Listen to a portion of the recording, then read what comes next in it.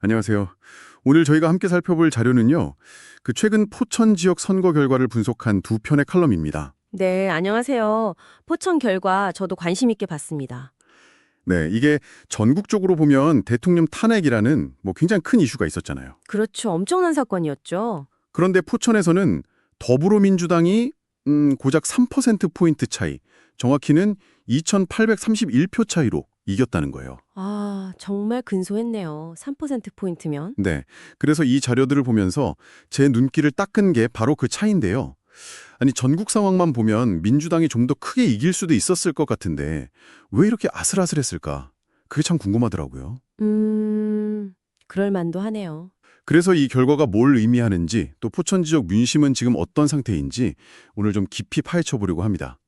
심지어 한 민주당 후보자는 거의 변화가 없다, 각성해야 한다, 이런 말까지 했다고 하더라고요. 아, 그런 발언이 있었군요. 의미심장한데요.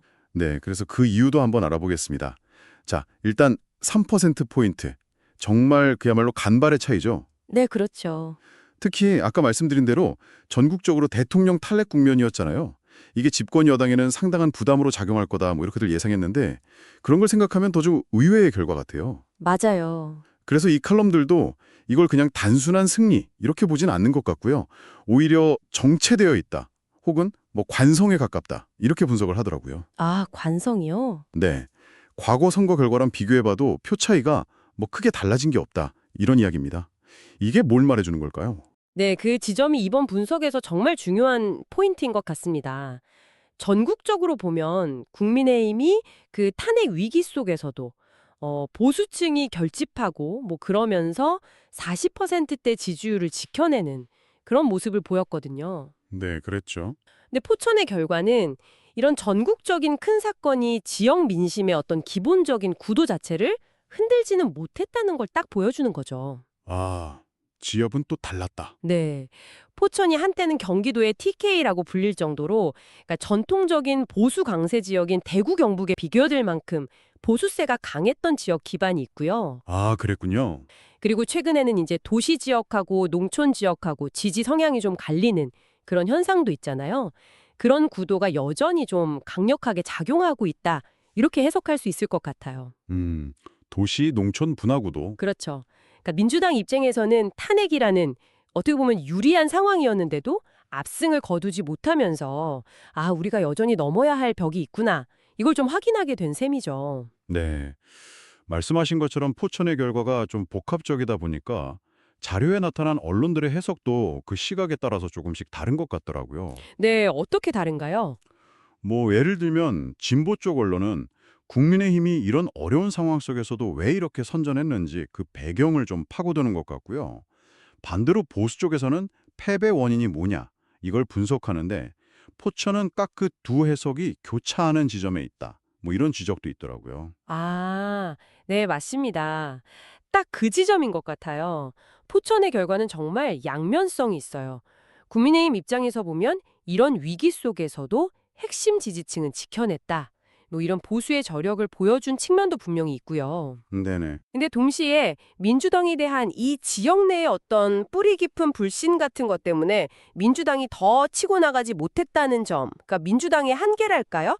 그것도 드러난 거죠. 아, 보수의 저력과 민주당의 한계, 둘 다 보이는군요. 네, 한 분석에서는 포천이 늘 보면 한 3,000표에서 4,000표 차이, 이 정도의 박빙승부가 계속 펼쳐졌던 곳이고 결국 투표율 같은 변수에 따라서 결과가 쉽게 뒤집힐 수도 있는 그런 구조라는 점을 또 상기시키기도 하더라고요. 아, 그래서 그 민주당 후보자가 각성해야 한다, 이런 강한 표현을 썼던 거군요. 그렇죠. 아마 그런 맥락이었을 겁니다. 단순히 그냥 이겼다고 좋아할 게 아니라 방금 말씀하신 그 한계를 좀 냉정하게 봐야 한다, 이런 자기 진단이었던 것 같네요. 네, 맞아요.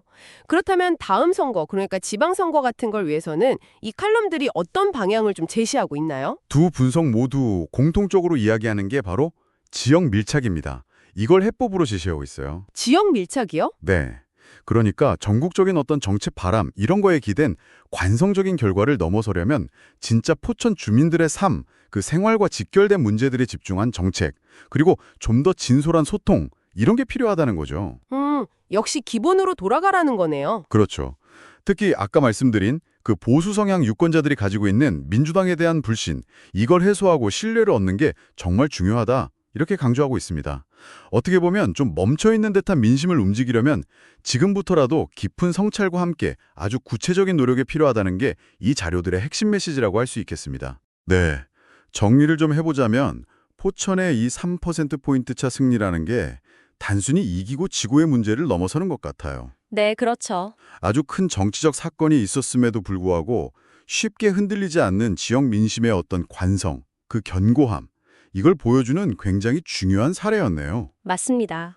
민주당에게는 어떻게 보면 좀 경고등이 켜진 셈이고 또 양당 모두에게 정말 지역 주민들의 마음을 얻으려면 진심으로 다가가야 한다. 이런 숙제를 안겨준 것 같습니다. 네, 그렇습니다.